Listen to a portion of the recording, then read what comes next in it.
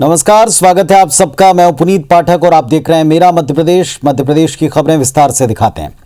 भोपाल में शिवराज कैबिनेट की एक अहम बैठक हुई जिसमें कई बड़े प्रस्तावों पर मोहर लगी।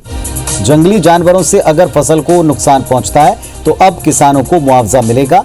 इसके लिए राज्य कैबिनेट ने राजस्व पुस्तिका परिपत्र में संशोधन प्रस्ताव को पास किया। वन्य प्राणियों से यदि मकान को क्षति पहुंचती है तो भी किसान मुआवजे के पात्र होंगे। इसके साथ साथ प्राकृतिक आपदा या आग लगने की घटना में आर्थिक सहायता के तौर पर किसान को न्यूनतम 5,000 रुपए देने का निर्णय भी लिया गया। तकनीकी शिक्षा मंत्री विश्वास सारंग ने कैबिनेट के फैसलों की जानकारी देते हुए बताया कि कैबिनेट ने धर्म स्वातंत्र विधेयक 2020 को मंजूरी दे दी। अब सरकार विधानसभा के बजट सत्र में इस विधेयक को सदन में पेश करेगी। 28 से 30 दिसंबर 2020 को शीतकालीन सत्र जो होने वाला था उसके स्थगित होने के चलते सरकार ने लव जिहाद के खिलाफ बने इस कानून को अध्यादेश के माध्यम से लागू किया था। किसी भी अध्यादेश के माध्यम से लागू कानून की वैधता केवल 6 माह तक रहती है और अब इसे विधेयक के तौर पर लागू किया जाएगा।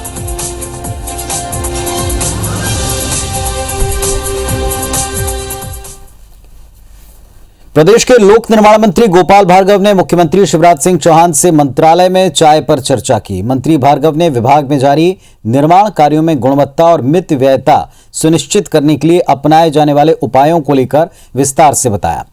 मंत्री ने ड्राइंग डिजाइन और प्राक्कलन के लिए अलग एजेंसी निर्धारित करने का सुझाव रखा। बैठक के बाद मंत्री भार्गव ने बताया कि सीएम ने जिस तरह शुरुआत की इस तरह की चर्चाओं से परस्पर जवाबदेही और प्रामाणिकता सुनिश्चित करने में मदद मिलती है। हमारे पीडब्ल्यूडी विभाग में जो हमारे लिए राशि उपलब्ध कराई जाएगी, इस राशि का हमें कैसे सदुपयोग करना है, सड़कों के मामले में, पुलों के मामले में, भवनों के मामले में, अनुरक्षण के मामले में और भी सारे तरफ के जो भी कमियां होती हैं, जो काम होते हैं उनके मामले में, तो इस तरह की व्यापक चर्चा मुख्यमंत्री से काफी हुई है।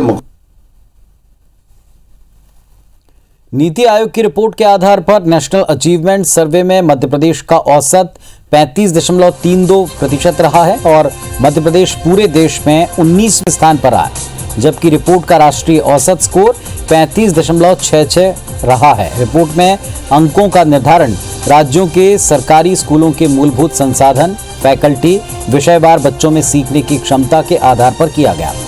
प्रदेश के सरकारी स्कूलों की बदहाली का आलम ये कि 14,000 स्कूल 4 दीवारी में नहीं हैं, 18,000 स्कूलों में सिर्फ एक टीचर पढ़ा रहे हैं, 44,000 स्कूलों में बिजली कनेक्शन नहीं है, 7,000 स्कूलों में छात्र छात्राओं के लिए अलग अलग शौचालय नहीं है, 2,000 स्कूलों में पेयजल का इंतजाम नहीं, 1,208 स्कूलों में शौचालय नहीं है, 1,900 स्कूलों के पास खुद के भवन नहीं है, 70,000 शिक्षकों के पद अब तक खाली पड़े हैं, 35,000 शिक्षकों के स्थानांतरण से ग्रामीण क्षेत्रों में स्कूलों में पद खाली हो गए, 6,000 स्कूल 1 या 2 कमरों में संचालित हैं, 8,000 स्कूलों में लाइब्रेरी की कोई फैसिलिटी नहीं है।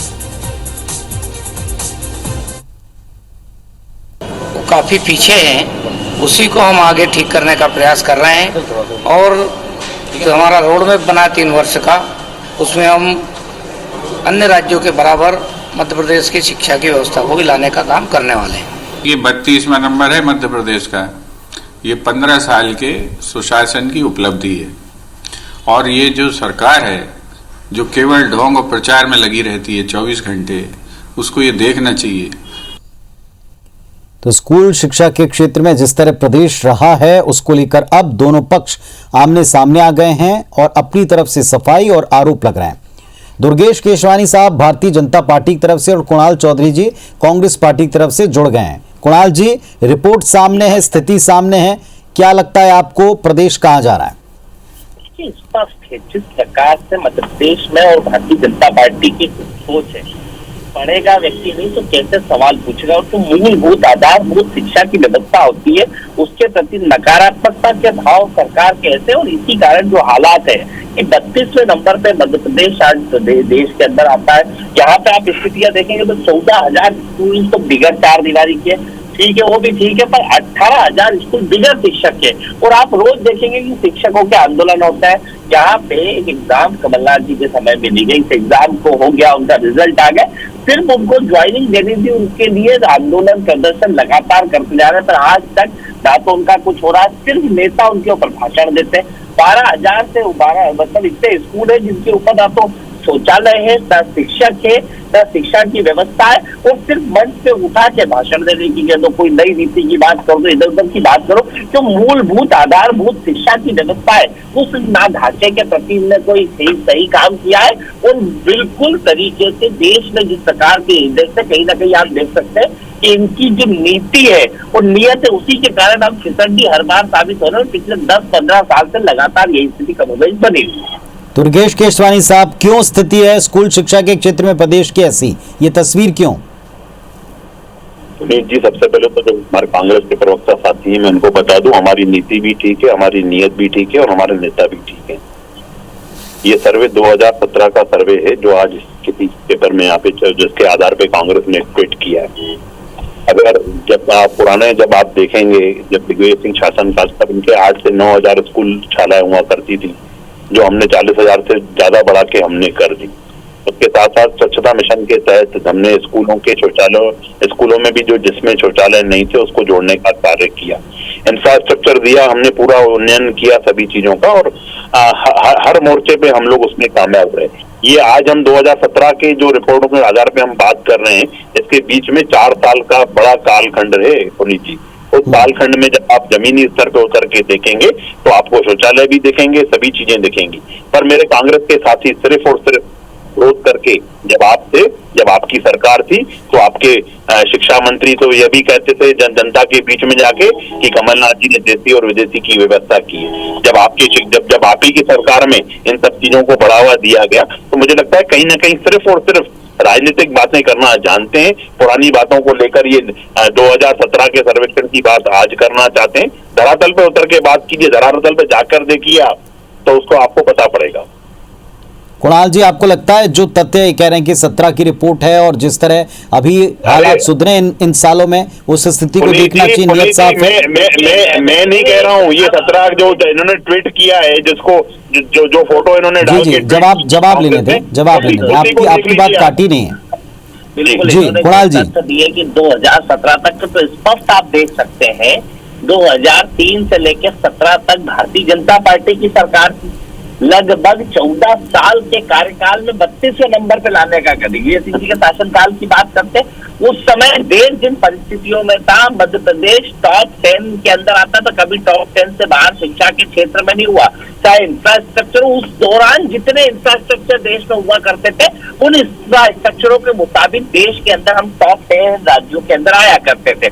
शिक्षकों की बात सही कह रहे हैं, 2017 में शिक्षकों की ये हालत थी, 18,000 स्कूल शिक्षक नहीं थे। कमलनाथ जी ने एग्जाम कराई, उसका रिजल्ट घोषित करा, आज 1 साल से दर ठोकरे खाने का काम वो शिक्षक कर रहे हैं, जिनके ऊपर राजनीति तो बड़ी करी कई नेता। देखिए कुणाल जी, राजनीति करने के लिए आपने जब सरकार बनी आपकी, तब आपने किया क्या? सरकार जब आपकी बनी तो आपका ध्यान पूरा कैसे अवैध उत्खनन, आपके मंत्री तक ये बोलते पाए गए कि हमारे नेता सबसे बड़े माफिया हैं, और आज आप दुर्गेश जी का जनता जान चुकी है। आज तभी आप विपक्ष में बैठे हो, जनता की हकीकत जान गई। आप जो शिक्षा की बात करके आप लोग आए थे, आपका पूरा ध्यान केंद्रित शराब की तरफ हो गया। थोड़ा शांति से सुना करो तो कोई बात। अरे मैं बिल्कुल सुन रहा हूँ मेरे भैया, मैं बिल्कुल आपको शांति से सुन रहा हूँ, पर सिर्फ राजनीतिक 2017 के सर्वेक्षण की बात आज आप कर रहे हो। 4 सालों में आप जमीन पर उतर के देखा आपने क्या हुआ है? किसकी थी 17 में? 18 में तो जनता ने पलट दिया था, फिर खरीदे हुए जनादेश की सरकार बनाई है। चलिए दुर्गेश, एक सवाल अंतिम आपसे पूछता हूँ, तब से लेकर आपकी स्थिति में कितना सुधार हुआ आपके मुताबिक, बीजेपी के मुताबिक? बीजेपी ने क्या किया है जी?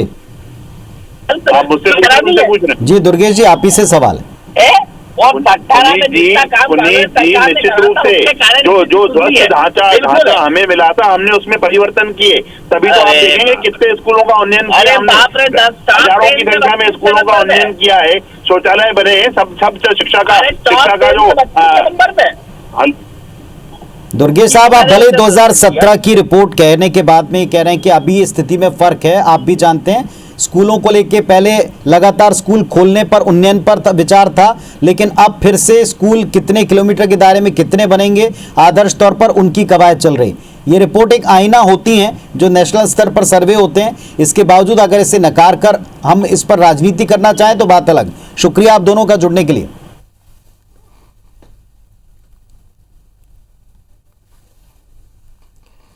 मध्य प्रदेश में निकाय चुनाव के पहले बीजेपी और कांग्रेस में श्रेय लेने की होड़ किस कदर हावी है, एक बार फिर दिखा। भोपाल में 5 नंबर स्टॉप के पास शीतल प्रसाद तिवारी पुस्तकालय के उद्घाटन कार्यक्रम के पहले कांग्रेस और बीजेपी कार्यकर्ता आमने सामने आ गए। जमकर नारे लगे। पुलिस और कांग्रेस कार्यकर्ताओं के बीच में झूमाझटकी हुई। हंगामे के बीच में नगरीय प्रशासन मंत्री भूपेंद्र सिंह ने पुस्तकालय का उद्घाटन कर दिया। भोपाल में शीतल प्रसाद तिवारी पुस्तकालय का उद्घाटन कार्यक्रम था।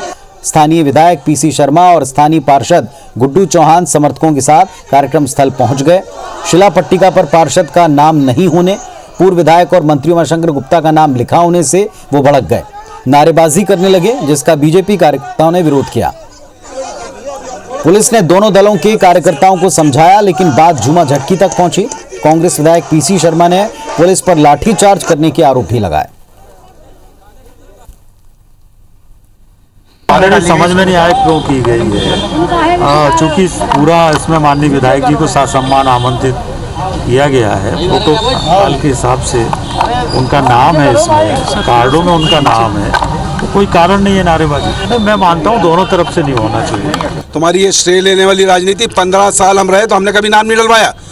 हमारी सरकार रही तो भी आपके उसमें हमने नाम नहीं डलवाया, लेकिन तुम नाम डालने के लिए मरे जा रहे हो। नगर निगम कमिश्नर जो है ये चाटुकार है, केवल बीजेपी के पूर्व विधायक, पूर्व मंत्री और उनके नेताओं के इशारे पे चल रहा है। ये बर्दाश्त नहीं करेंगे। मेरा विधानसभा क्षेत्र है, मेरी बात सुनना पड़ेगी, नहीं तो हम ये नगर निगम की ईंट से ईंट बजा देंगे।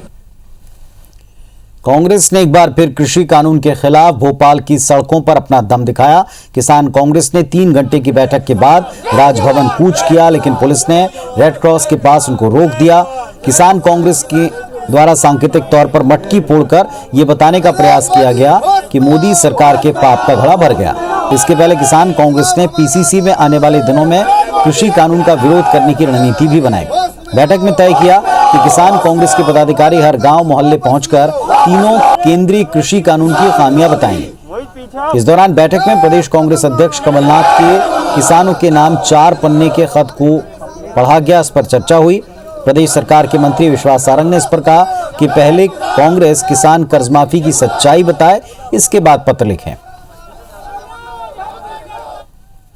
किसान इस देश का अन्नदाता है, ये हम सबके लिए, भारतवासियों के लिए, लेकिन भाजपा के लिए सिर्फ शाब्दिक है। जब भाषण देना हो, किसानों के मनोविज्ञान का शोषण करना हो, तब किसान अन्नदाता बन जाता है। 208 किसान इस आंदोलन की भेंट चढ़ चुके हैं। क्या एक प्रधानमंत्री की संवेदनाएं जागृत नहीं होना चाहिए? अरे जिसके सीने में ही दिल नहीं है। बिना किसान के हित की प्रदर्शन करने की कांग्रेस हर समय कोशिश करती आई है। प्रधानमंत्री जी के भाषण के बाद दूध का दूध और पानी का पानी सामने आ गया। इस देश का किसान इन 3 किसान के कानून के साथ है, भाजपा के साथ है। ये केवल अपनी राजनीतिक रोटी सेकने के लिए युवक कांग्रेस ये प्रदर्शन कर रही है। केंद्र सरकार ने देश भर में 5 जून को अध्यादेश जारी कर केंद्रीय कृषि अधिनियम लागू किया था, लेकिन किसान आंदोलन के बीच 12 जनवरी को सुप्रीम कोर्ट ने तीनों नए कृषि कानून पर स्टे कर दिया, रोक लगा दी। इसके तहत मंडियों में होने वाली खरीदी बिक्री और परिवहन पर पुराने नियम फिर से लागू किए जा रहे हैं। मध्य प्रदेश कृषि विपणन बोर्ड ने केंद्रीय कृषि अधिनियम के संबंध में निर्देश प्रदेश की सभी मंडियों को जारी कर दिए हैं। मध्य प्रदेश की आर्थिक राजधानी इंदौर में इसका विरोध शुरू हो गया है। कृषि उपज मंडी अनाज तिलहन व्यापारी संघ ने सरकार के इस फरमान का विरोध किया। हालांकि इस पूरे मामले को लेकर इंदौर के व्यापारियों ने मुख्यमंत्री को पत्र लिखा है, कृषि मंत्री से मुलाकात कर इसे सुलझाने की मांग की। मध्य प्रदेश की 34 मंडियों को सेल्फ डिक्लेरेशन के साथ ही मंडी शुल्क जमा करना पड़ेगा। हमने शासन से मांग करी है कि जो पूर्ववत व्यवस्था थी उसके अनुसार व्यापार चलने तो उससे किसानों का और व्यापारी दोनों का फायदा है। पिछले समय में व्यापार में बढ़ोतरी हुई थी, लाइसेंस नहीं था, मंडी के बाहर टैक्स नहीं था, तो किसान को भी उसके माल का उचित मूल्य मिला था। इस पर पुनः विचार करके व्यापारी किसानों के हित में निर्णय लिया जाना चाहिए। मध्य प्रदेश की बीजेपी सरकार ने नगरीय निकाय चुनाव से पहले ग्वालियर में एक मास्टर स्ट्रोक खेला, जिसके तहत आगामी 5 साल में 5,000 करोड़ के विकास कार्य अकेले ग्वालियर में किए जाएंगे। इस बात की घोषणा सीएम शिवराज सिंह चौहान ने की, जिससे बीजेपी नेता और कार्यकर्ता गदगद हैं। कांग्रेस को ये केवल निकाय चुनाव की घोषणाएं लगती हैं। उसके मुताबिक जिन योजनाओं पर काम करने की बात हो रही है, उनमें से कई योजनाएं पहले ही संचालित हैं। ग्वालियर में स्मार्ट सिटी, पश्चिमी बाईपास, तिरावली से पनिहार रोड का निर्माण, पीडब्ल्यूडी की सड़कें, 1000 बिस्तरों वाला सुपर स्पेशलिटी हॉस्पिटल, लाल टिपारा और जलालपुर पर सीवेज प्लांट के निर्माण की बात है। निकाय चुनाव मार्च या अप्रैल के प्रथम सप्ताह में हो सकते हैं, जिसको लेकर राजनीतिक दल तैयारी में जुटे हैं। चूंकि नगरीय निकाय चुनाव आगे आ रहे हैं, उसकी एक तरह से देखा जाए तो वो प्रलोभन दे रहे हैं, लेकिन जनता बहुत स्पष्ट, जनता को जानकारी है। जिस प्रदेश की स्वयं हालत आज बैंकरप्सी के आसपास है, वो इस प्रकार के विजनरी कारोबार लेके आ ही नहीं सकती, जबकि प्राथमिक जो चीज़ें हैं उनमें भी आज अभाव है। यदि अन्य शहरों की तुलना में ग्वालियर पिछड़ जाएगा तो ये ग्वालियर की जनता के साथ भेदभाव है।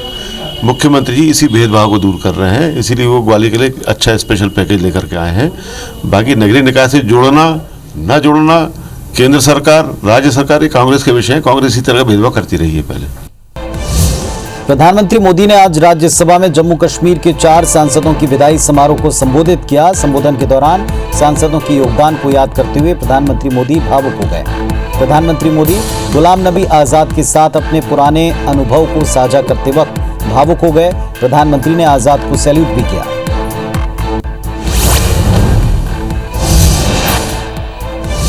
कांग्रेस नेता गुलाम नबी आजाद ने कहा कि उन्हें इस बात का फख्र है कि वो हिंदुस्तानी मुसलमान हैं। कांग्रेस नेता ने ये कहा कि मैं उन खुशकिस्मत लोगों में हूं जो पाकिस्तान कभी नहीं गए। जब मैं पाकिस्तान के बारे में पढ़ता हूं तो आज जो हालात हैं, मुझे गौरव और फख्र महसूस होता है कि हम हिंदुस्तानी मुसलमान हैं।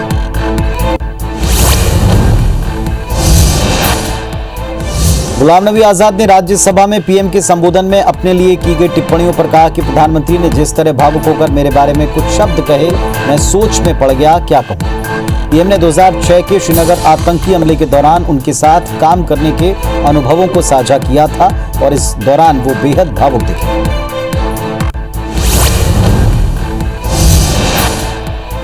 प्रधानमंत्री नरेंद्र मोदी और अफगानिस्तान के राष्ट्रपति अशरफ गनी ने वर्चुअल समिट में हिस्सा लिया। दोनों के बीच द्विपक्षीय संबंधों को लेकर वार्ता हुई।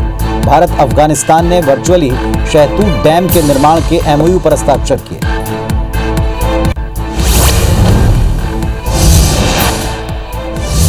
बिहार में आज नीतीश सरकार की कैबिनेट का पहला विस्तार हुआ। बीजेपी नेता शाहनवाज हुसैन की इसमें एंट्री हो गई। माना जा रहा है कि शाहनवाज हुसैन को कोई अहम मंत्रालय मिल सकता है। आज पटना में शाहनवाज हुसैन ने मंत्री पद की शपथ ली। इसके बाद जेडीयू कोटे से श्रवण कुमार ने शपथ ली। बिहार कैबिनेट में कुल 17 नए मंत्रियों का शपथ ग्रहण हुआ है। कुछ और खबरें देखते हैं। कोवैक्सीन के इस्तेमाल न करने और इसे केंद्र सरकार को वापस नहीं भेजने के मामले में छत्तीसगढ़ के स्वास्थ्य मंत्री टीएस सिंहदेव ने कहा कि हमने बात की है और चिट्ठी भी लिखी है, फिर भी केंद्र सरकार इसे भेज रही है। भोपाल दौरे पर पहुंचे टीएस सिंहदेव ने कहा कि वे पूरी जिम्मेदारी से काम कर रहे हैं। मई तक इनकी एक्सपायरी है। जब तक इस वैक्सीन के तीसरे चरण के ट्रायल के नतीजे आ जाएंगे, लेकिन वैक्सीन के लिए दबाव बनाना गलत है। टीएस सिंहदेव ने कहा कि अगर केंद्र सरकार चाहे तो जो इस वैक्सीन को लगवाना चाहते हैं उन्हें भेज दे और इसके बदले में छत्तीसगढ़ को कोविशील्ड भेजे। स्वास्थ्य मंत्री ने बताया कि कोवैक्सीन के साथ केंद्र सरकार ने एक फॉर्म भेजा है जिसमें इसके अंडर ट्रायल होने और अपनी रिस्क पर लगाने का जिक्र है। टीएस सिंहदेव ने कहा कि वे छत्तीसगढ़ के नागरिकों के साथ ये रिस्क नहीं ले सकते।